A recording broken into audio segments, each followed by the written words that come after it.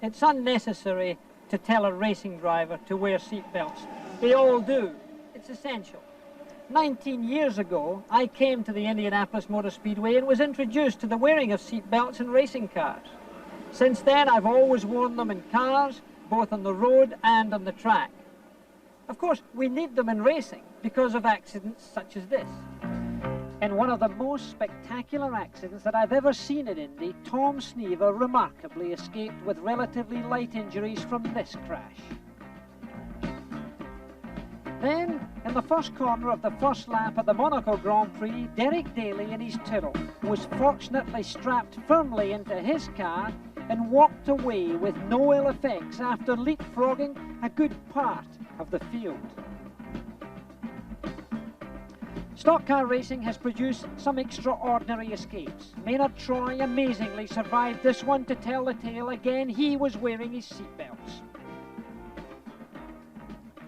What you are seeing here is perhaps the best example of how serious injury can be avoided, even though, as you will recognize, Gary Gray is being bounced about in the cockpit of his car in a severe manner.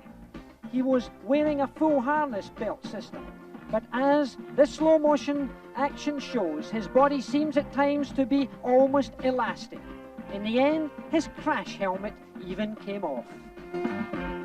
It's not only in accidents like you've just seen that you wear seatbelts. You need them on the road also, because almost every year 21,000 Americans die in the front seat of their cars.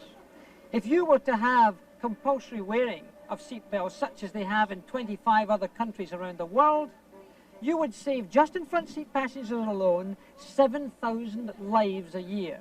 You only wear seatbelts in about 10% of your motoring public in America, against, in Australia, some 97%. Now, when accidents do occur, such as this, where a dummy is unrestrained in a crash test, look what happens.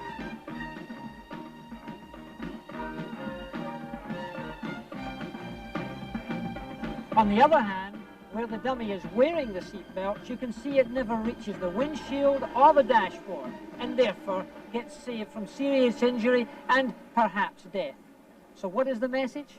If race drivers wear their seatbelts and they're exposed to many accidents, and a lot of the rest of the world wear seatbelts, why don't you?